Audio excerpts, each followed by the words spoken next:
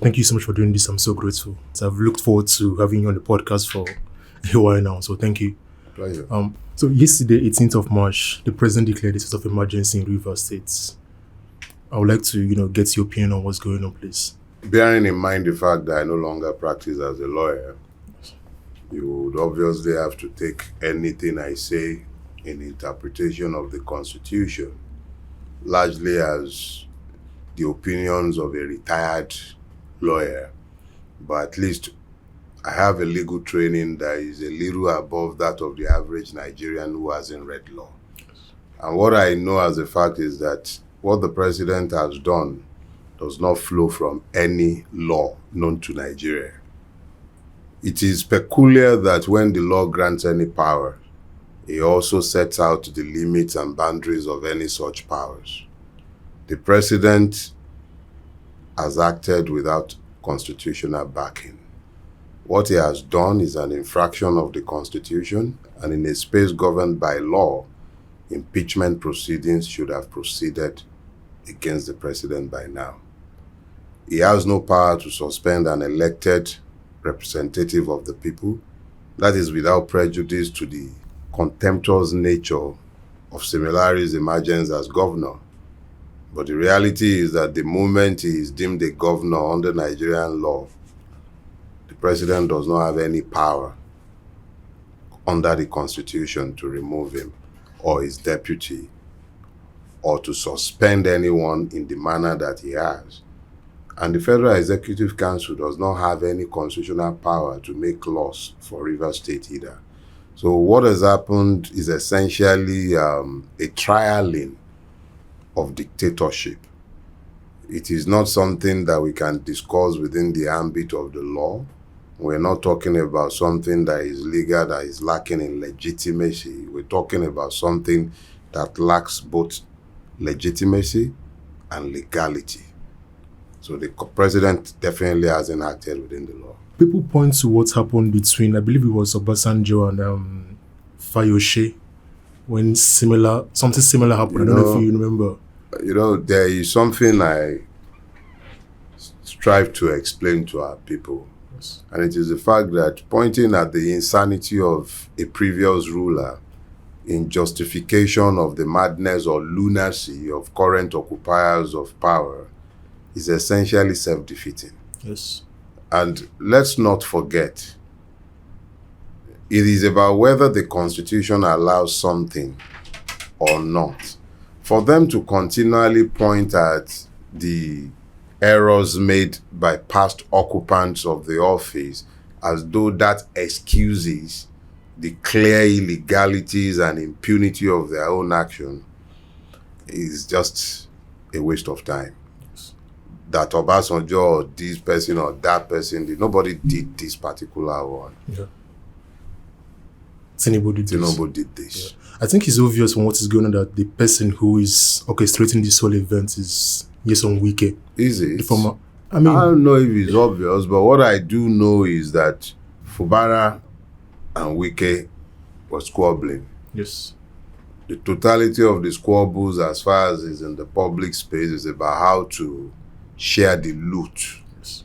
Obviously, the president has taken side with his man, but to say Wike is the cause is to really take attention away from the fact that in a presidential system, the buck ultimately stops somewhere. The president, yes. If Wike is doing something, is fighting someone else, and the only person who gets punished is the person that the president does not even have the power to punish. The person who is his own appointee, that is the catalyst for the problem, is untouched. He still sits in the cabinet. But the governor, whom the president does not have the power to suspend, is the person the president has proceeded against. So he's actually, all these things we are doing, this discussion, is us trying to make sense of madness. That's what we're trying to do. We're just trying to make madness appear normal. So we are discussing it rationally as though these are things that should be happening in a democracy, Yes. or to citizens. I really don't know. How do you think it all ends for Wike? Because for me personally, I feel like he's allowed his, will I say, ego or whatever he has, the issues he has with Fubara to kind of How become. it ends? Yeah, how do you think it all ends for? In a box. Everybody goes out in a box at the end of the day. Maybe if he's blessed, might live as long as he has already lived, if he is blessed. But ultimately, regardless of how much you ride roughshod over people, how rich you are, how powerful you are, what you become or do not become, the only thing that is certain and predictable is death. Yeah. So no matter how long Mr. Wike might go around like an aspiring Hitler, it does not change the fact that a day will come and he will go the way of all mortals, including myself. So that's the only thing that is certain. Yeah, I think that's a good answer to give, in the sense that when one comes across an kind of insurmountable obstacle, which Wike kind of seems like today, Wike like he has no. He has the backing of the president. So it seems like he can do anything he wants to do and get away with it, no matter how crazy it may seem. That's how it looks like today. Yeah, Yorubas have this proverb. They say that when the bata drum becomes strident, it is because it is about to tear asunder. The madness that is being orchestrated in rivers, we've seen it before. Yes. It happened in the First Republic. In actual fact, the powers that the president presumed to deploy yesterday were the powers available in the 1960 Constitution. They are not available in the 1999 fraud. The power to suspend the regional assembly and to remove a sitting premier, which was what was done to precipitate the crisis in the Western region in the lead up to the first coup of January 1966.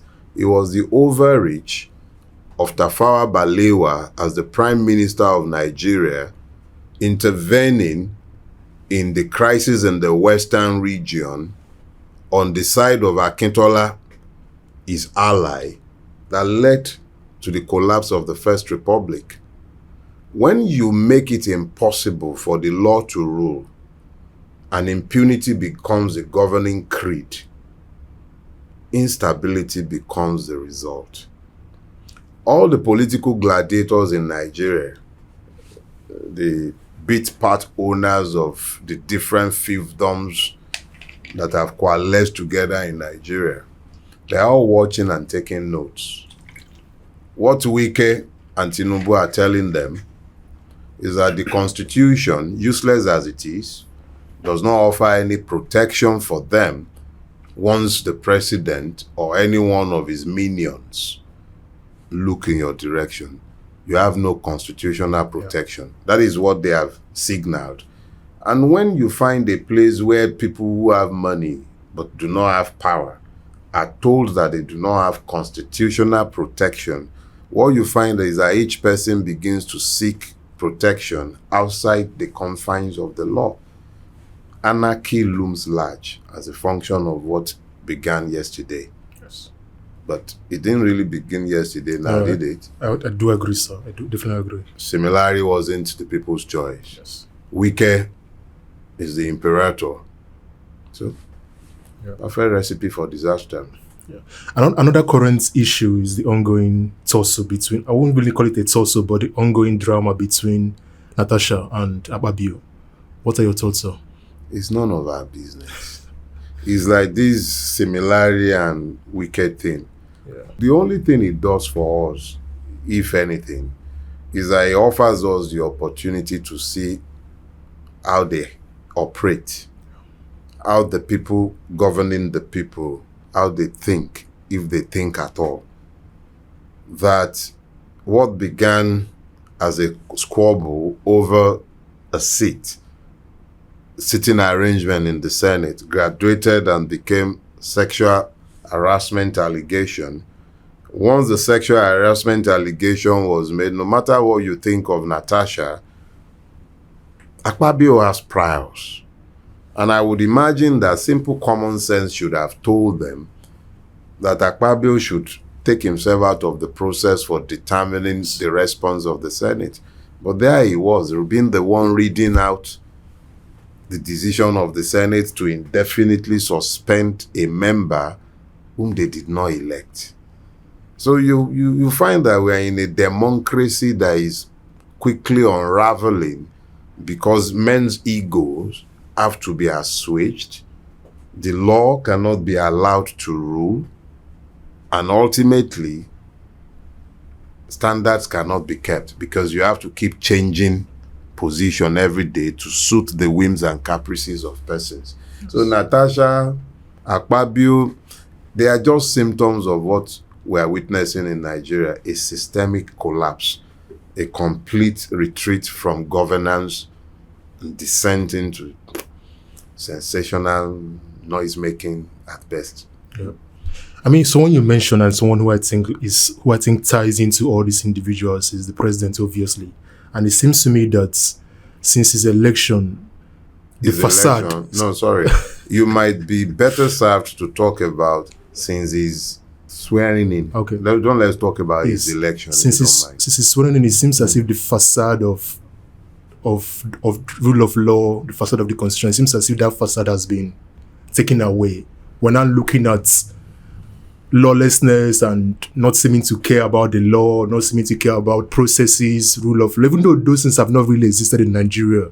At least there's been kind of a pretense. People kind of pretend to observe those rules or kind of pretend to follow the law. But what do you think of his time so far in office? If I went out into the sunshine and I was wearing rose-tinted glasses, the day would appear rosy, right? If I went out there wearing green-tinted glasses, I'll probably also see things in green. Yes.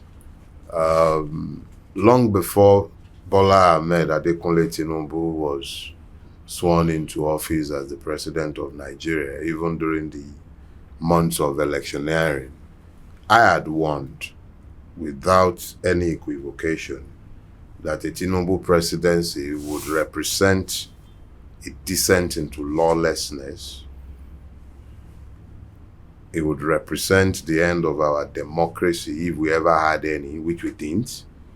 So that the man has come into power today and everything that shouldn't happen are happening might surprise those who are unprepared for what to expect with his ascension to power.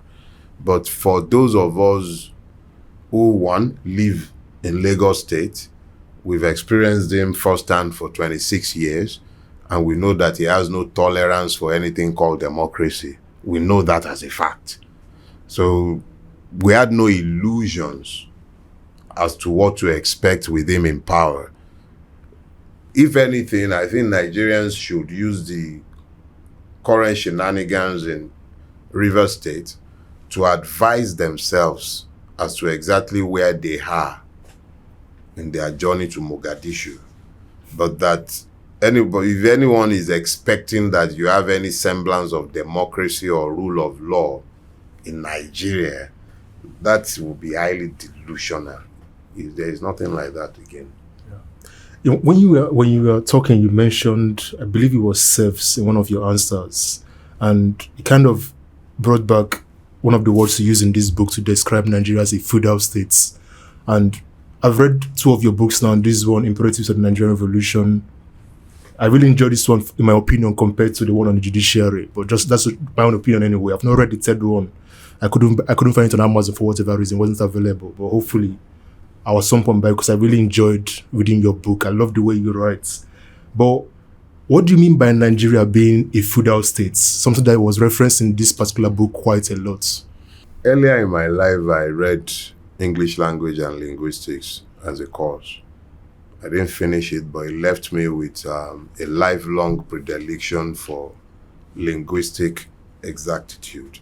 If you use words, I expect the words to mean what the native speaker of the words intended for it to mean. I know as a fact that you cannot have a democracy where the rule of law does not exist. I also know as a fact that the historical basis of Nigeria's existence is found in feudalism. When the white man came to Nigeria, there were two Islamic empires already in existence in this space called Nigeria today. You had the Kanem Borno Empire, and you also had the Sokoto Caliphate. Both were feudal. Feudalism talks about the acceptable non-equality of social classes. So you have the serfs and you have the rulers. And in between, you have those who serve the rulers. That is what Nigeria is today. I know that it sometimes sounds very difficult for people to wrap their brains around this concept. But when you consider that what began as a Fulani construct has jumped ship, it has jumped host. The rulers of Ala Igbo are not Fulanis. But the situation in Ala Igbo is not different from what you find in the land of the Fulanis. That's correct, yes. The governors in Yoruba land, they are not Fulanis. But the situation in Yoruba land is not different from what you'd find in the Fulani feudal construct. So you have rulers who are unelected by those who should be citizens. But you cannot have citizens where you do not have the protection of equality of law. Yes. So if the law does not rule, and you cannot have citizens, you cannot have a democracy, but you still have some semblance of governance that pretends to be a democracy. But when you break it down properly, you find that it is a constitutional feudal state where the judiciary does exactly as the executive demands. And when I say the executive, I'm talking about the presidency. Where the president does exactly as he cares, even when it is obviously in contradiction to the position of the Constitution. I warrant that the National Assembly would sanction this madness. I think it's section 315 or 305, whichever one they are using for their impeachment, for their state of emergency. Yes. It provides that the National Assembly would have to endorse what the president has done. That is assuming he had even acted within his powers, which he hasn't. But this toothless Congress of baboons will do exactly as they are told by the time Akpabio is done transferring prayers to their boxes. And you will call that a democracy. It's not a democracy. We are not in a democracy. The reality is that Nigeria is a feudal state. It's a modern iteration of a feudal state. It's just that they are dishonest and not proud to have to own up to what it is. It's not a democracy. No, I do agree. Definitely agree. I mean, there's no one can't look at Nigeria and call Nigeria democracy. It's not even possible at all. Well, going back to the book again, you mentioned the North. And one of the things I was fascinated about reading your book is you talked about the veto given to the North by the British when Nigeria was created. I got what I kind of understood what you meant, but for someone who doesn't understand what you mean, what do you mean by a veto that was given to the North? When you structure a country in a manner that from the onset, you ensure that at every point in time, the number of seats in the Legislative Assembly would always be that the number in the South, that is a combination of the Eastern region back then and the Western region, or provinces as they were back then, or protectorate, you made sure that where the East had 16 members, the West had 16 members, the North had 32. So at every point in time, even with state creation, you find that that balance is critically maintained. Even in the face of serious demographic questions being asked, how can you have more people living in the desert space than towards the Atlantic coast? But that's why we cannot have a proper population census in our country. So these questions find themselves right at the root of Nigeria's problem, the veto is real. Today, you have 36 states in Nigeria. How many are in the north? How many are in the south? The balance is constantly maintained, and there is no empirical or scientific basis for doing so. It is simply a veto that has been handed over. Not that the people in whose name it was given have ever been the beneficiary of the veto. The beneficiaries have always been the ruling class, because it has always... don't use the word elite in relation to Nigerians. We don't have an elite class. We have a ruinous class. Yes. They are moneyed. I'm not arguing against the fact that they have money, but having money does not make you elite. It simply makes you moneyed. We don't have an elite class. No, I do agree. I mean, I just feel like when I was reading your book, I think my question would be, why do you think the British did that then? Like, I can't see the... did they do that just out of spite for Nigeria? Or I have an older friend, Dele Ogun. He's in Britain with you. Maybe you should talk to him. He's done appreciable work looking at what Britain has done to Nigeria and to West Africa, if not Africa as a whole. Essentially, it's about unenlightened, selfish interest. It didn't end then. It's an ongoing thing. Why would America want a strong Nigeria?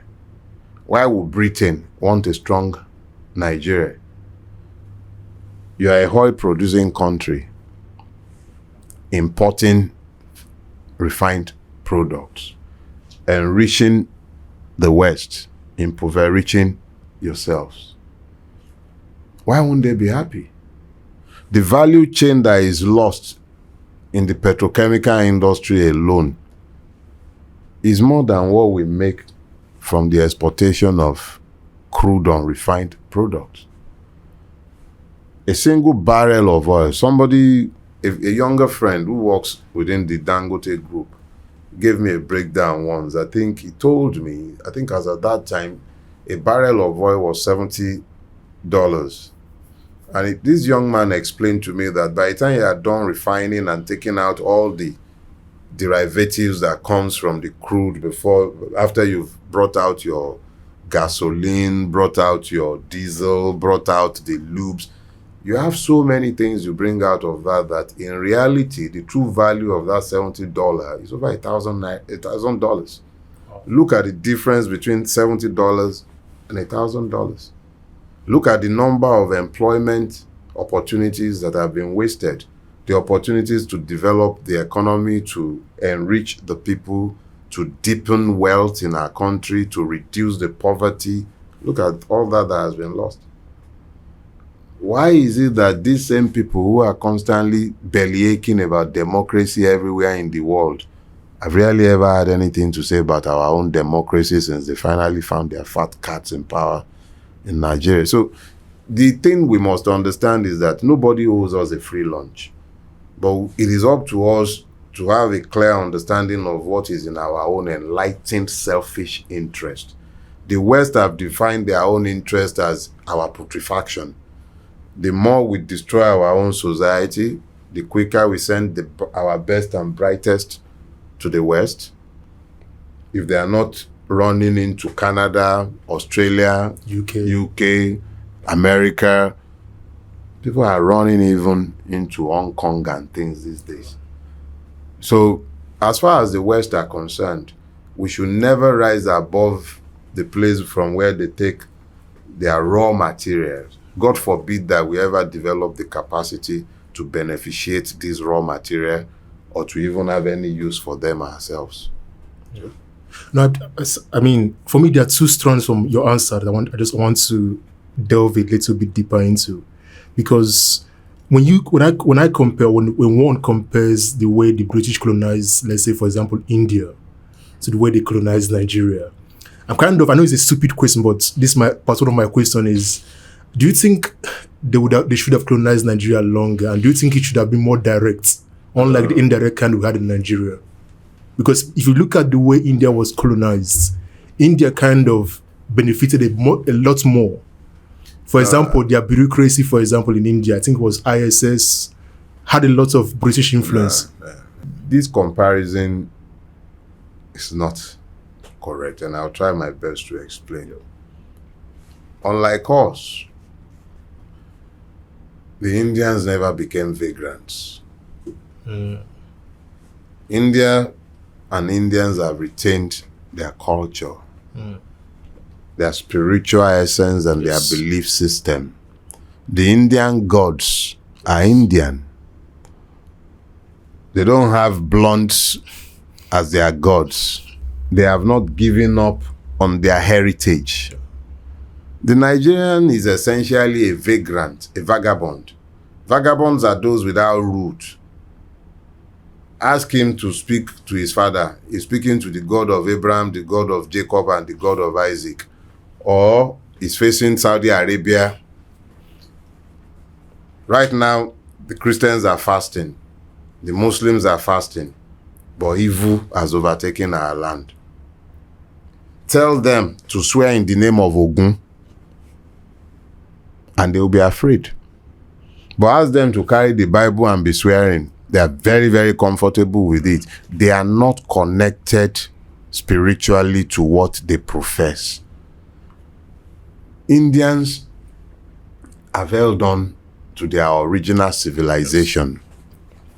They've held on to their original spirituality. They've not rendered themselves hollow, rejecting everything that should stand at their foundation as we have. So when you look to the Indian, you find a person who is aware of his humanity, who understands that he's a transient being, who will pass through this place and leave. So he's in a hurry to play his part. It's not that he's holier than we are. He's not more intelligent than we are. But he is focused on dealing with issues that are confronting him today so that his children will not have to deal with it tomorrow. He is not existential. They are just as poor as we are here, but they don't focus solely on waking up and sleeping. Eat, sleep, rinse, and repeat.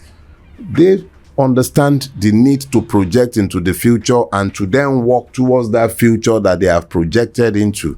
We don't have that here. Our people have been rendered completely existential. India has had a continuous period during which the focus has been on national development. It has established a country governed by law. It has established a democracy where ethnicity and religion does not determine outcome the way ours do. Even if ethnicity and religion determines outcome, it will be suggestive of an imperfect democracy, right? Yes. In this place, even the ethnicity and religion does not even determine outcome. It is fraudulent INEC officials who tell us tall tales of how they switched off, how something was switched off, or how somebody was attacking a system that had been advertised as being impregnable. So you can't compare the two. It's apple and pineapple. The Indians are focused on building a viable, sustainable state. The Nigerian is focused on building personal wealth and enterprise based on extraction of public assets and privatizing them for private use. So they are not the same, but the problems are deep. It's not about the persons, it's not that we lack intelligence, it's about the structure of the governance, the rule of law, the supremacy of that rule of law, the primacy of citizenship. It's exact opposite. We are not in the same race as the Indians. Okay, so my second question related to the first answer you gave will be this: what role does agency have to play? So, for example, people will accuse the British of how they colonized Nigeria, like you rightly said, and I agree. But it will seem to me that if you look at Hong Kong, look at Singapore, look at other countries that were colonized by the British, look at where they are today, compare them to Nigeria. And this kind of ties into this recent USAID argument about how, I believe erroneously, people believe that USAID is the root of all evil in Nigeria, the way they frame the argument. And for me, I would always say, well, where does agency come into play? Because our leaders are also responsible. So, for example, if you look at, our thieves or our ruiners. Our ruiners, those people, they are the ones who are responsible. So, for example, IBB, who stole $12.something billion in 1991, Tinubu, Buhari, and every president we've had, Jonathan, who allowed his petroleum minister to loot $3 billion. And billions of dollars have been stolen from Nigeria. At what point do we hold these people responsible and not the white man or the British or the American? Let's be clear about something. You rarely ever hear me blame anyone outside Nigeria for our woes. I do agree, yes, sir. If a question had not been asked, mentioning them, I probably wouldn't even talk about them. I only ever talk about Britain in passing, because we are the ones ultimately responsible for what has happened to us. And I would deem it self-denigrating to be pointing at the British as the reason for where we are. They brought us here, but it was up to us to have brought ourselves out of here instead of digging ourselves deeper into the ditch that we are in. So, insofar as it relates to who is responsible, we are responsible. And it's not just the ruiners of Nigeria that are responsible. Me, you, we're responsible. Condoning this, tolerating it, explaining it. That's why it has... Even justifying it sometimes. You are going to find multiple persons that you would imagine had brain stuck between their ears that will come out and be telling you that what Tinubu has done is right. And that is how evil is perpetuated. You would have people who would believe that something is true today, but it becomes untrue tomorrow, simply because the person to whom it applies changes. So how do you build a society of rules and standards when you subjectifies the truth and when you are constantly shifting meanings? It doesn't make sense. Yeah. But why do you think, sir? Why do you think the African leader is the way? Why do you think we are how we are? Like, I can't... When I look at other leaders in the West, for example, and look at how they act, at least they try to pretend, or at least they try to So, for example, in the UK, yes, they're obviously so corrupt. So, for example, the MP in the UK lives, serving as MP, works as a consultant for Barclays or for KPMG. That's still corruption. But at least the UK minister still builds the roads, the hospitals, the schools. But in Nigeria, it's like, we're not even going to care about building the roads or the schools or the hospitals. We're just going to loot and loot and loot. The word corruption does not have a parallel in my language. I'm a Yoruba man. You may have different descriptions for bad acts that will be defined as corrupt, but you will not find a single word in Yoruba language for corruption. That will suggest to you that this is alien to our culture. But it has become permitted because Nigeria is essentially an orphan that belongs to nobody. The average person is waiting for his own favorite thief to get into office so that he can corner his own share of that commonwealth. Nobody takes proprietary interest in Nigeria and say, this is ours. Everybody prefers to have their own small homeland or enclave. So instead of fighting for Nigeria, they will rather fight for Biafra, or they will fight for Odua Republic. So when the person who is destroying Nigeria is busy destroying Nigeria, if it's from their own part of Nigeria, he too will pack the cabinet with his own type so that he breaks the solidarity of the victims who should have focused on what is right and what is wrong, but are now distracted on account of ethno-religious differences. The person in Britain, the British politician, he knows that there are laws, and he knows that when he is caught, he will pay. He knows that nobody will bend that rule for him. Maybe they will bend the rule for Andrew. Yeah. Royal member of the Andrew, yes. Yeah, member of the royal family. Yes. They might bend the rules for him, but nobody is going to bend the rule for average Joe politician. If he's caught, he will go to prison. I recall a few years ago there was a brigadier general, retired brigadier general. He was accused of having taken education benefit for one of his sons to the tune of about £50,000 or thereabout, more than he was entitled, either £5,000 or £50,000. I can't readily remember now. But what was instructive is that this man was recalled from retirement. He was court-martialed. Wow. He was dismissed from the British Army, and he was imprisoned. Wow. All he did was that he claimed more than he was entitled to in child education benefit. At the time this was happening, multiple Nigerian thieves who have stolen Nigeria blind were busy buying houses up and down Britain. Yeah. But the British have never had anything to say against those who steal from us and take into their own country to beneficiate the Brits. But of course, why would they say anything when it beneficiates them? Yeah. So it's easy to talk about how British has done this, that the British have done this or have done that. The difference, the critical difference, is in the rule of law. Do they allow these infractions to pass? Do they pretend that they are not seeing the evil that has over? We are pretending we can't see what has happened to us. They don't pretend. They deal with it. They can allow anytime Nigeria wants to punish one of its own deviants, it waits until they're outside the country. Yeah. Because that's the only place where the law is of any use. Yes. It should tell you something. I do agree, sir. I just want to switch gears to the last election and discuss that with you briefly, sir. Yeah. What is your assessment of the last election? The people did their part. Can't fault the people. Before the election, they came out in record numbers to register to vote. They turned up in record numbers to pick up their voters' card. The press did its part. I would even go as far as to say that the civil society more than did its part, mobilized the people.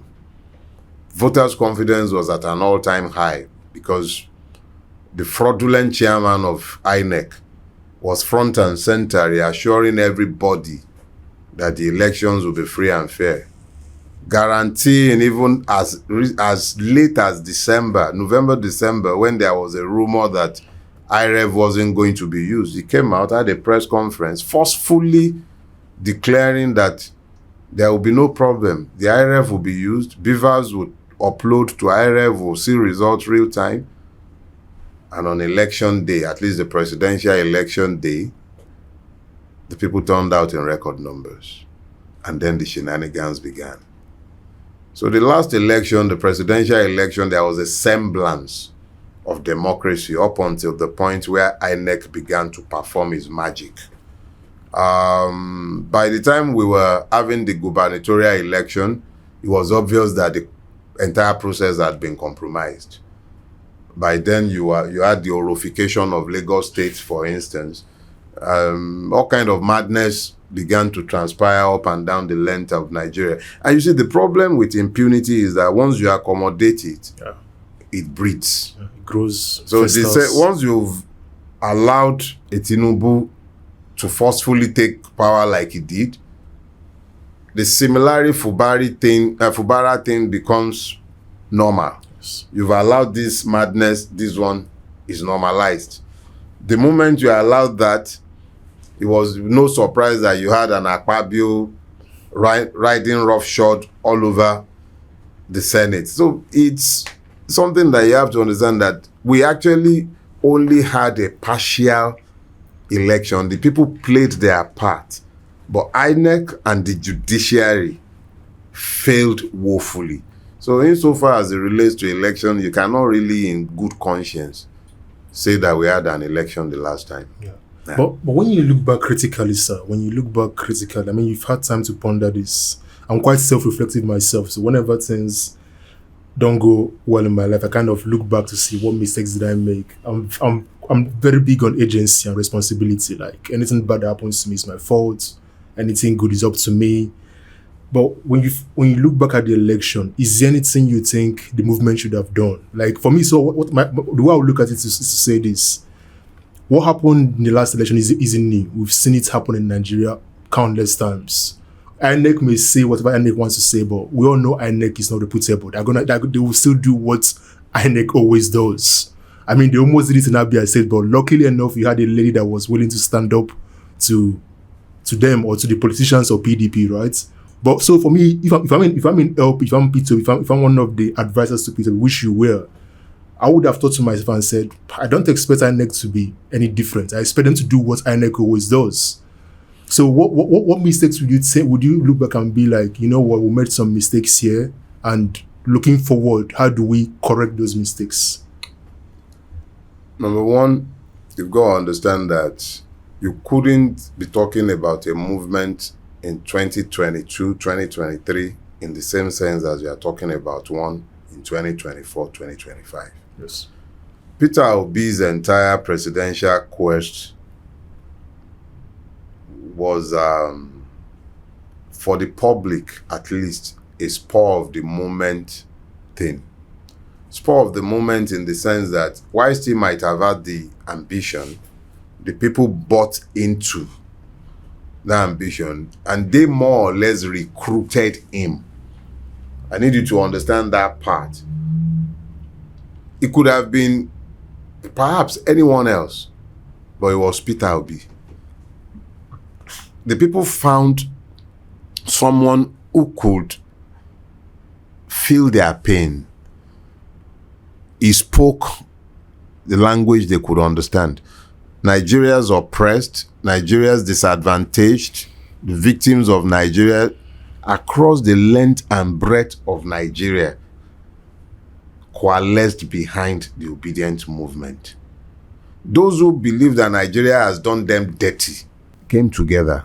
Peter Obi served as governor of Anambra State, and he left a good record there, regardless of what the politicians would have to say today. I disagree, though, I will let you continue. Yeah. The general thought amongst the people of Anambra State, regardless of the politics. I was on Anambra State, so I kind of have first. Let me just put it this way: yeah.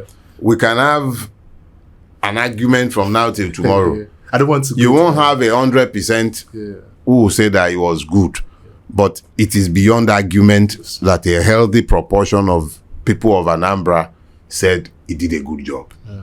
The support didn't just come from the people of Anambra, and it wasn't about Ala Igbo. Yes. The support, he won in Plateau, Lagos. He won in Lagos, and it's not the nonsense that INEC announced in Lagos.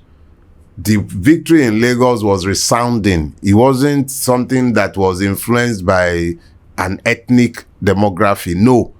He won across the length and breadth of Lagos State, including the Aboriginal settlement. So you're not dealing with an ethnic candidate. You're dealing with a candidate who embodied the hopes of generations. The youth across the ethnic divide invested their hopes in him. So when you talk about maybe there was something we could have done different, the only thing that you may say we might have done differently with the benefit of hindsight is that we should perhaps not have trusted Mahmoud Yakubu at all. Yes. We should definitely not have believed that the provisions of the Electoral Act would be followed, yes, which would have meant that we would have prepared ourselves for the streets even as we were preparing for the ballot boxes. But I would also argue that whilst hindsight gives you 2020 vision, you really cannot prepare for all eventualities.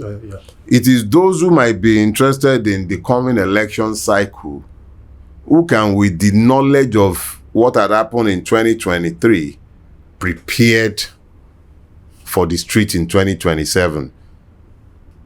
So 2023, there was no basis for us to have anticipated the level of decadence that happened to our electoral system.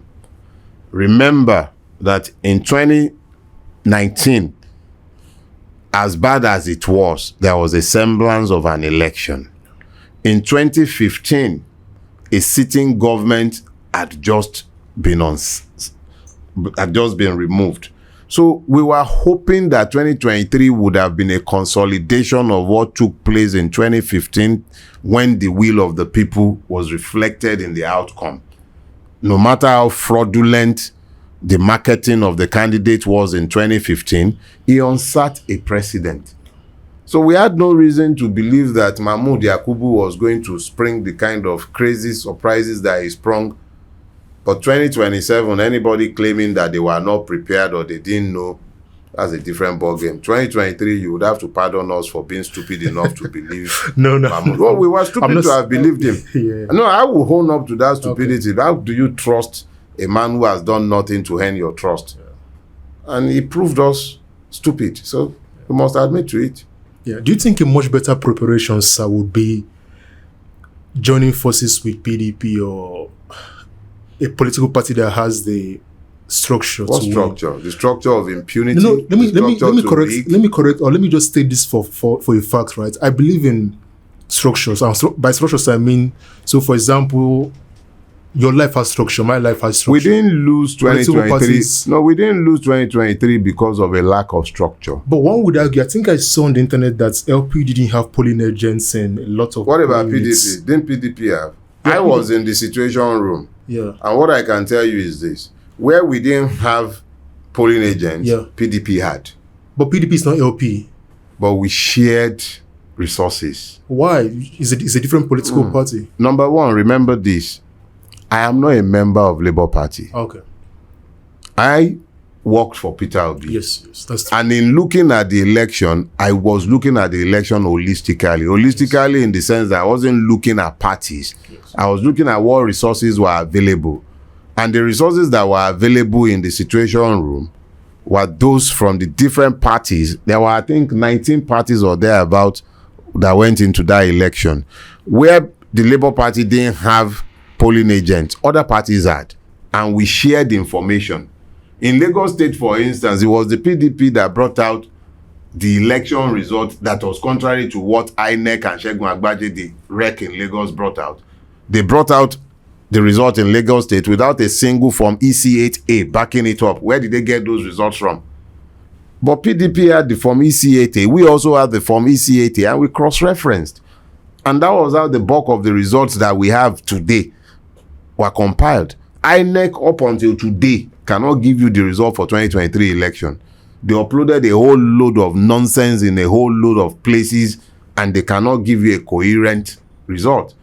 But to a very large extent, what they continue to ignore is that there were at least 18 political parties. If the Labour Party did not have polling agents in every polling unit, other parties had. One of those parties with which we synergized in compiling results in the situation room was the PDP. So wouldn't it make more sense then, looking forward to 2027?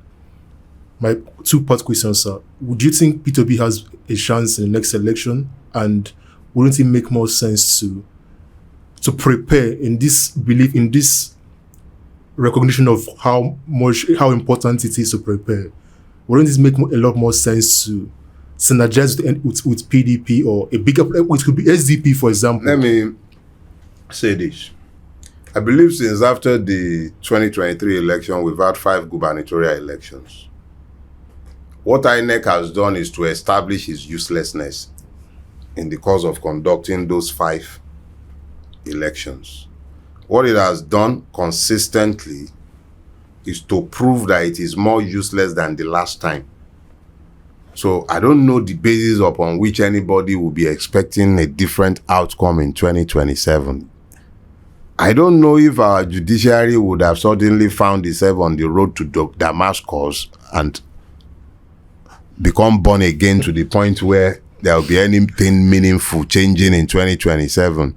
So in the absence of electoral reforms, in the absence of judicial reforms, if you like, go and bring 100 PDP with their structures, as long as they are not, that structure does not include a control of Mahmoud Yakubu or whoever is replacing Mahmoud Yakubu, if they decide to replace Mahmoud Yakubu, as long as Ekekere Ekun and a cohort are still sat in judicial offices, As long as a wicked Wike is still the one appointing resident electoral commissioners, such as the one that came and ran the election in Edo State, what do you expect?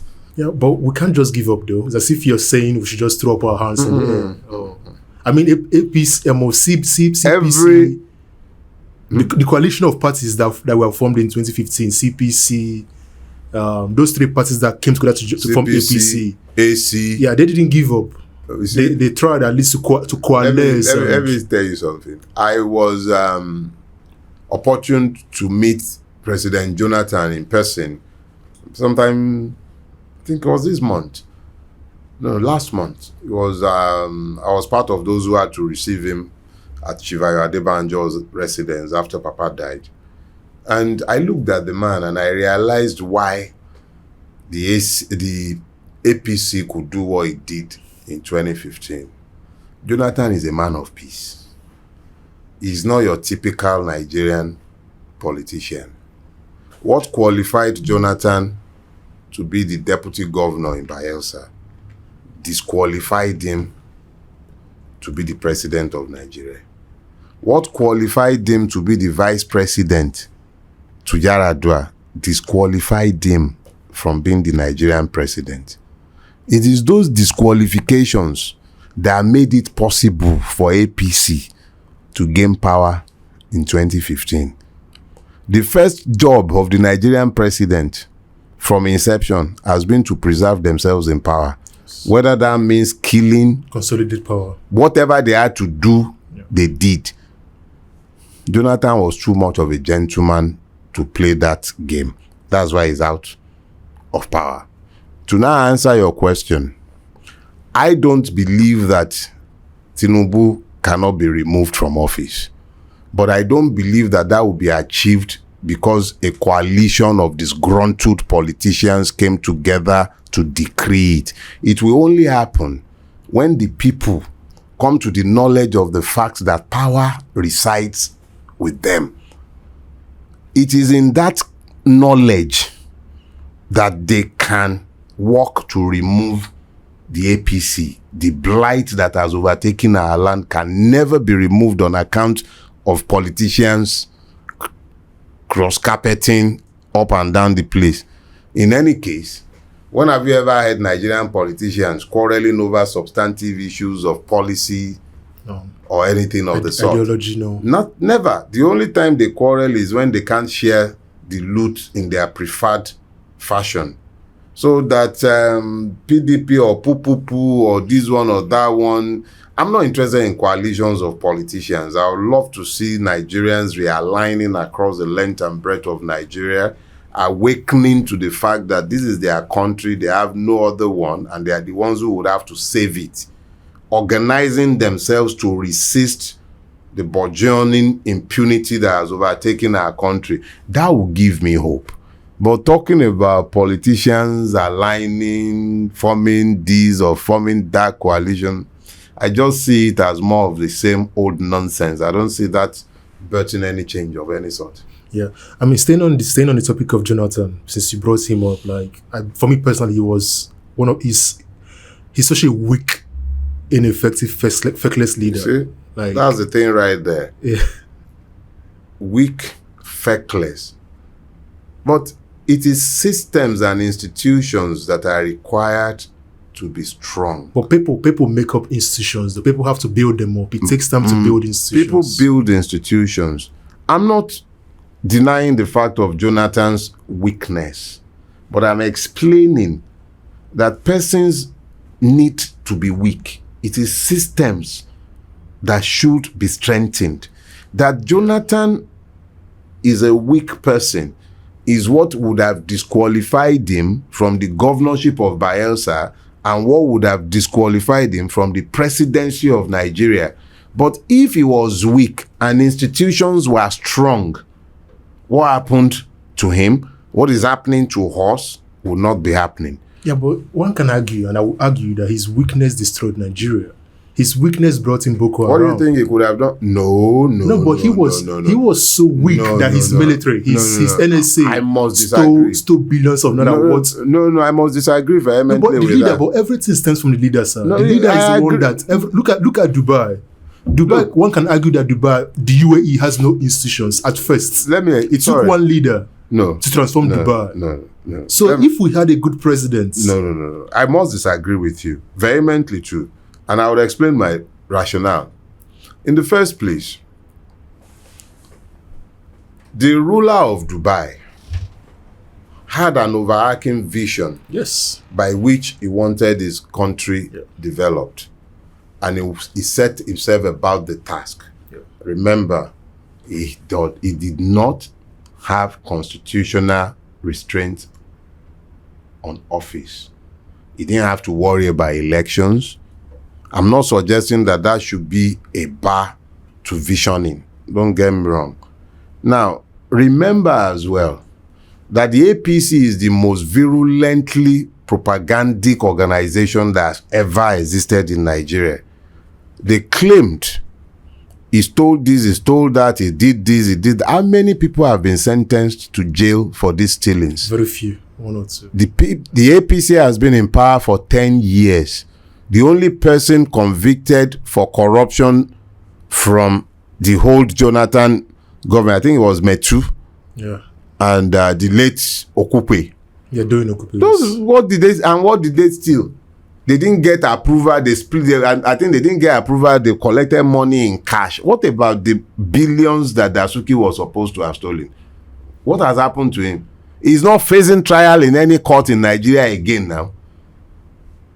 So, when you've not proven any allegation other than the scandalizing of persons up and down the place, Diezani has diamond encrusted brass. What have they done to her? But 10 years. Yeah. 10 years. What has happened? Nothing. So what I'm not suggesting that Jonathan was some paragon of virtue or he was a strong man who could have taken Nigeria to El Dorado. But I'm saying that we must be careful not to buy the stories that the APC has told in order to demonize. Yeah, but you and I was in Nigeria, sir, when Boko Haram was taking over local governments in the north. Boko Haram was taking over local government, but it is in this same country. The UN building was bombed. Don't worry, it was in this same country. Chibok girls. Don't worry now, it was in this same country that a Commodore Laomi came out and told all of us that inside Buhari's cabinet, you had Boko Haram commanders. He didn't say it in a coven. No, I guess it wasn't whispered. Oh, I'm coming. Yeah. It wasn't whispered in a beer parlor. He said it inside Channel's morning show on TV, national TV. He was summoned, I think, by the DSS. It was released because the man said, and he has repeated it severally, that names of Boko Haram sponsors were given to the Buhari government. The UAE came out and said it had given the list of Boko Haram sponsors, over 300 of them, to the Buhari regime. Nothing ever happened to them. Baraje, the national secretary of the APC at inception, came out and told all of us that the APC imported Fulani terrorists to destabilize Nigeria during the Jonathan years. So, if we are dealing with a situation where persons who openly confessed to sponsoring terrorism for political reasons have taken over the governance of the country, we have the benefit of hindsight when we are talking about the proliferation of Boko Haram in 2014, 2015. The least we can do is to acknowledge the confessions of APC operatives who have since then come out into the public space. Even the Dapchi and even the Chibok kidnapping. There have been various arguments since then to show that was a false flag operation that was essentially driven to discredit the Jonathan government. That it took place or did not take place is not the argument, but that it was sponsored by persons within the opposition. These are valid things that have been in the public space for a long time. Yeah, but if you're a weak president, and I'm not, again, two things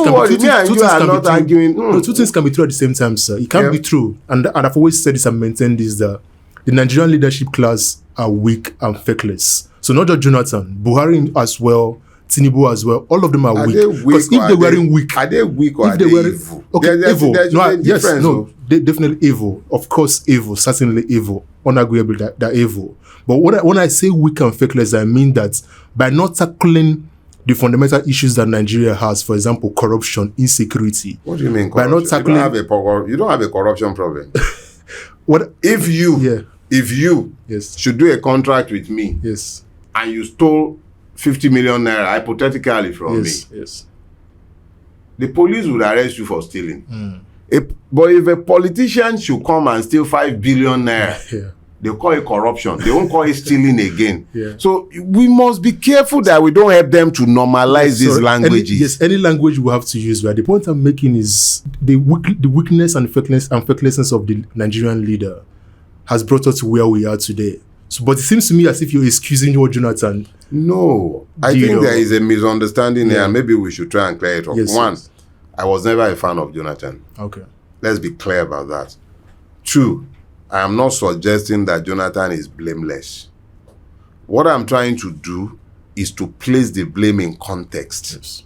Whilst we're busy blaming Jonathan, we should also acknowledge what Jonathan was dealing with. Yeah. There was an insurgency that was being enabled by politicians. That is no longer a fact in dispute. Politicians exacerbated the problems. That is not to say that it wasn't the duty of the president to have resolved that problem, and that is not to discharge him from charges of weakness. That's not the point.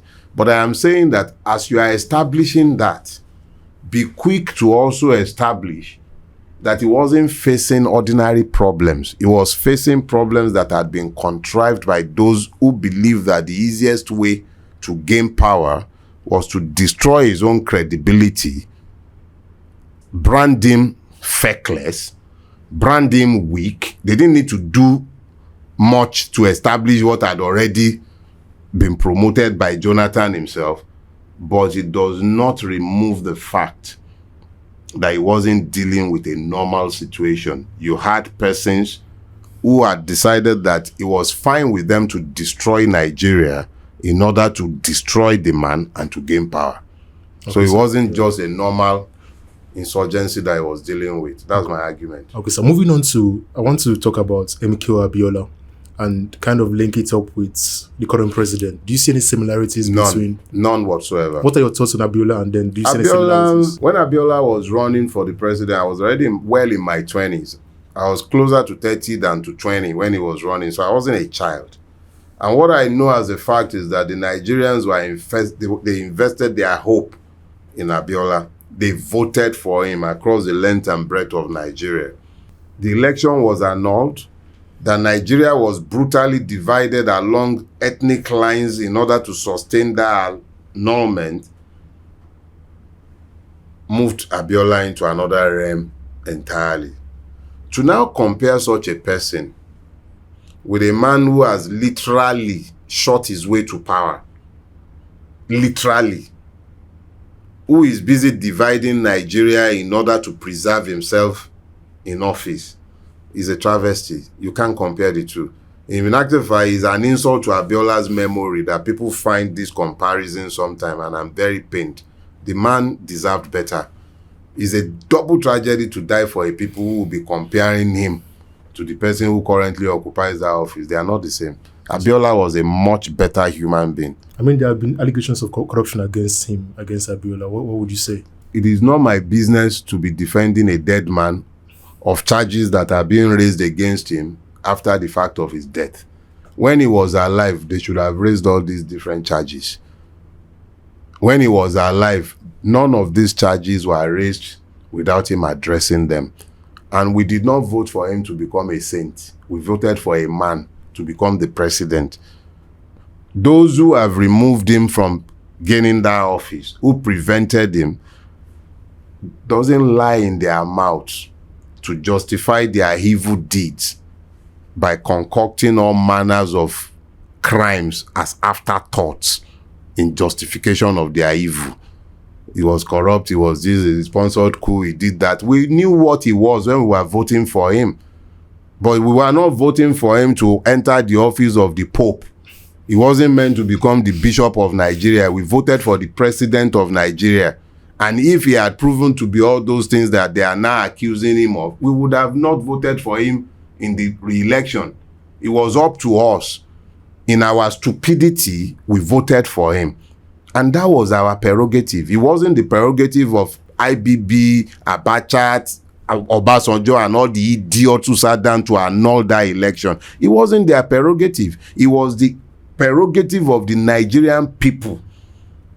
And they exercised that prerogative. And since that prerogative was cancelled 32 years ago, we've been in the wilderness. So to compare that man to this one, the only thing that connects them is the fact that this one has leveraged on the loss of Abiola to force himself into national reckoning, but to extend it to suggest that Tinubu in some way, shape or form offers any shadow of Abiola is an insult to the memory of Abiola. They are not the same. Infradig. Yes, sir. Speaking of Abiola and Tinubu, another consequential Yoruba man is Obasanjo. From reading your book, I'm an Igbo person. I'm Igbo. I'm from Anambra State. I don't talk about tribe that much, but just for the purpose of this particular question, it seems to me that from reading your book and from looking at how Yorubas perceive Obasanjo, it's as if he's not really accepted as a Yoruba man. And from reading your book, it's obvious that you don't like him, you hate him, you despise him. Why do you think that's the case, that the Yoruba tribe don't accept Obasanjo, despite the fact that he was president for 8 years and was seen by many Nigerians as a Yoruba person being in office? A lot of errors in that question, and I'll attempt to deal with them. Number one, I do not hate Obasanjo. I'm actually incapable of hating anybody. I might hate what you do, your actions. I might abhor your inactions. But to hate your person degrades my own humanity. So I cannot hate the persons. I do not accept Obasanjo's worldview. The man believes that nobody else understands Nigeria or can do for Nigeria the things that he had done for Nigeria. And it is this unfortunate worldview that has led us into the mess we are in today. So when you see me railing against Obasanjo, it is not his person, it is the actions. In asking me questions related to, I think it was the impeachment, this purported removal or suspension of Similari, you raised the questions of Obasanjo and Fayose. Yes. I constantly speak about Obasanjo because he was the first in the democratic experiment, and he had the opportunity to set the tone for the kind of democratic experience we would have, but he militarized it. At every opportunity to leave the right example, Obasanjo left the wrong examples. He built an EFCC that was essentially an attack dog that he used against the opposition. He preached and railed against corruption, but he enabled it in his worst forms.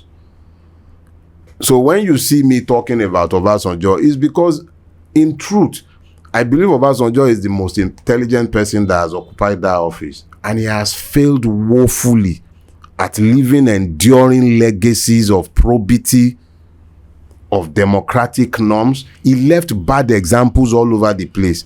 Bad elections, impositions on the judiciary, acts of impunity in Odi, in Zakibiam, in removing Fayose, in removing Alamie, all kind, rampaging all over the place like an enraged, maddened bull. So when you see me talking about him, I'm not talking about his person. It is the deeds that I have referred to. So if a man has acted in a manner that is suggestive of a person who has the utmost disdain for the rule of law, something that I cherish, how could I possibly speak of him in terms other than those describing him as exactly what he is? Obasanjo is the most intelligent person to have sat in that office. But what is it that he has achieved of consequence that we can point at and say that because he did this, the president that followed him were compelled to do the right thing because he did the right things? So it's a function of the kind of examples he left behind after his time in office. 8 years in office. What is the enduring legacy? If you point at EFCC, I'll show you a debt recovering agency that turns into a kitten when it's dealing with politicians, but becomes a tiger when it's dealing with 419 and Yahoo boys. If you want to talk about the ICPC, I'll be asking you how many governors, senators, House of Reps, local government, how many have they placed on the path of rectitude? It's very easy to point at the construction of all kind of moribund institutions, but which one of them have stood up to the test of time? None.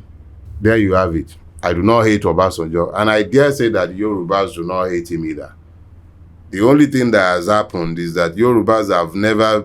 It's only in recent times that we have become increasingly incapable of telling ourselves the truth. And it's not just a Yoruba thing, it's a Nigerian thing. As a collective, it's become increasingly difficult to look ourselves in the eye and just say the truth. So, but Yorubas have a tradition, a culture of dissent. It's never been a problem for the Yoruba man to look at his Oba and say, I don't agree with what you are doing. That's the ruler. You are disagreeing with the ruler. In Yoruba land, we have a tradition of forcing traditional rulers to commit suicide when they lose popular support.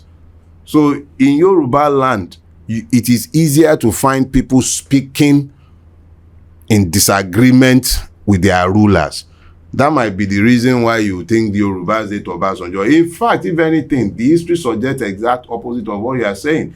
It was in the Yorubas finding support for Obasanjo in 2003 that Obasanjo brought his electoral tsunami to Yoruba land, where the AD was removed from all the states except Lagos in 2003 because they went and supported Obasanjo instead of standing on their own against the PDP. So it's not about hating Obasanjo. Nobody hates him. I don't. It is his deeds and inactions that I dislike. Yes, sir. Just want to shift gears and discuss the civil war with you, the Biafran civil war. What are your thoughts on the civil war? I believe the same things that caused the civil war are still with us today. We've learned nothing. Where people forget nothing, forgive nothing, and learn nothing from history. I was born during the civil war, but everything I've read on the civil war are still right here with us today. I don't think we've learned anything from it, and I dare say that we're already relitigating the civil war on many fronts. Exactly what part of Nigeria is at peace? How about IPOB, Nnamdi Kanu? See, for every action, there is an equal and opposite reaction. I have never found any comfort in telling the oppressed how they should fight their oppressors. IPOB is a reaction. It is a reaction to oppression. Is it a reaction that I would support? Since when did I begin to have a veto on how a man who is fighting for his freedom should fight his fight? How is it my own? The only thing I know is you cannot dismiss the legitimacy of the grievances that have battered IPOB. If Nigeria is interested in peace, perhaps it should cure itself of its Igbo problems. But the reality is that every disadvantaged Nigerian is an Igbo man today. Whether that man is in Benue, or whether he's in the Plateau, or whether he's in Adamawa, wherever the displaced, disadvantaged, victimized Nigerian is, you have an IPOB. It's just that they bear different names. Some IPOB are, what do you call them now? Some IPOB are now militants. Some IPOB are kidnappers. Some IPOB are terrorists. They are different IPOBs across the length or breadth of Nigeria. Yeah. They are wearing different masks. Yeah. But if you are disadvantaged institutionally, it is always going to birth reactions. So what you are seeing are merely reactions. Yes, sir. In this same book as well, like I said, I love this book a lot. It really went in deep in the book, and thank you for writing it. Thank you. In your book, you talk about two kinds of warriors, and I just want to read a little bit of what you said. Two kinds of warriors. Okay. You said the foolish warrior and the wise warrior. The foolish warrior is the one that would fight and die in the wars of the oppressors, and the wise warrior is he who would fight for the better of the Nigerian nation. The ones that would embrace the non-violent paths to the better of the Nigerian nation, that would speak to bridge the divides, that would act to heal the wounds, that would demand for others everything they have desired for themselves.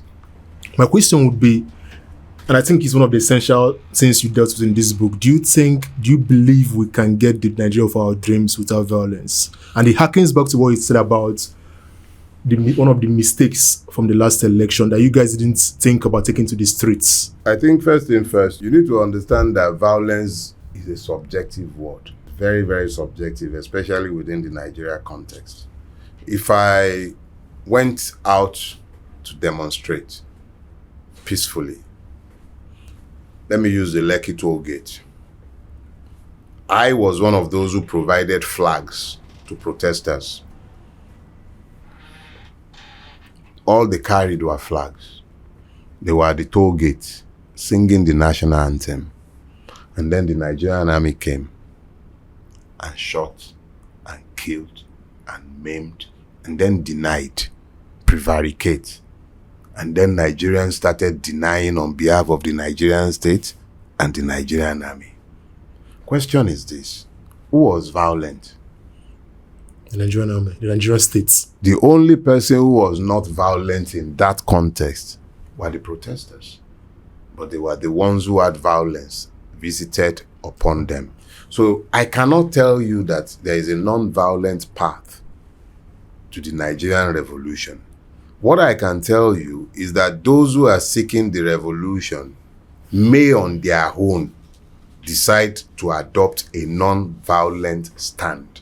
That is what I have elected to do. I have no control over the responses of the state, but the responses of the state are predictable. The Nigerian state is reflexively violent. It cannot find any other response to demands for citizenship other than violence. It is the only way it can respond. So knowing that that is the only way the state can respond or will respond, it then falls on the revolutionary to be sure that in planning his own actions, he figures the readiness of the state to embrace violence into his calculation. That is why if I'm planning any sort of protest, I'll be looking at alternatives to coming to the street. And if I'm coming to the street, I'll be looking at steps to ensure that I minimize the possibility of the Nigerian state having sitting ducks to shoot at. So, talking about violence or non-violent, we must always bear in mind that we can only speak to our own actions. The actions of the state is never in our hands. But in disavowing violence, we delegitimize the capacity of the state to deploy it. It doesn't mean the state will not, but you delegitimize the deployment. That's the extent that I can speak to this issue right here and now, but it's not in the hands of the victims. Yes. It's always in the hand of the state. Yes, sir. What gives you hope about Nigeria, sir? Lots of negative things, lots of issues, challenges we've talked about in this podcast, the youths. Do you think we have the capability to organize, which I think is key? I have an immense belief in the capacity of the Nigerian to do anything to which they have set their minds. Nigerians are ingenious.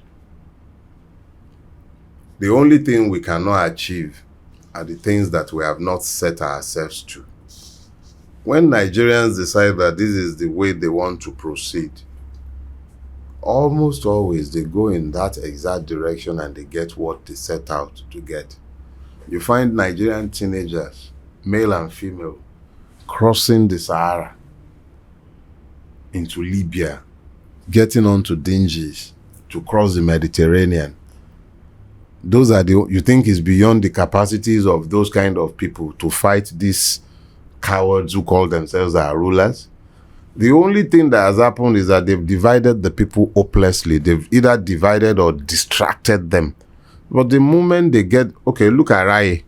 One young girl who sleep of a young girl like this, all she did was she brought a phone in front of her and she poured out her grievances in a video that probably lasted all of 2 minutes. And all of a sudden, they're having palpitations from state house to state house. They are busy. Now imagine that 5,000 Rayis push out their narratives of their experiences. What do you think will happen? So I have a lot of hope in the capacity of the Nigerian youth to imagine a better Nigeria and to achieve it.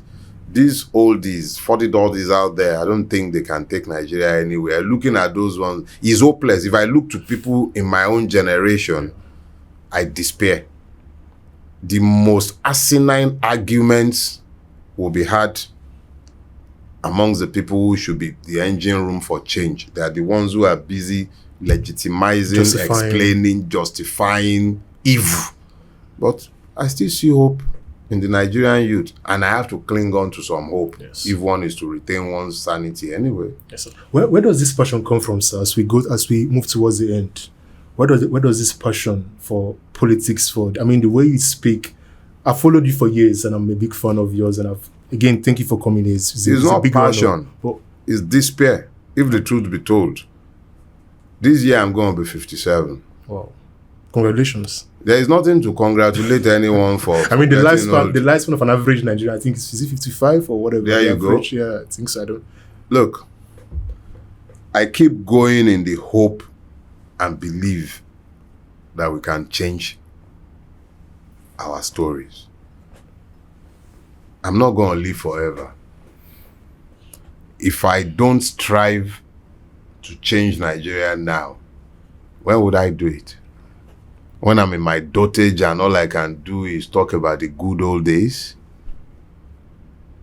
Already as things are bad as things were in my youth, we're now looking at those days as good old days.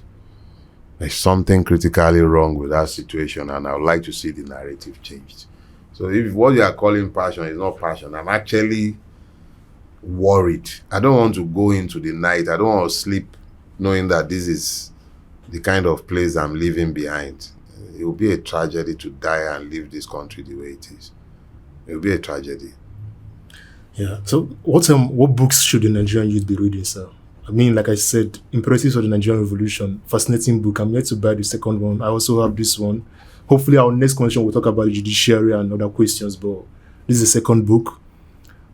We didn't even talk about your arrest, but I think people can.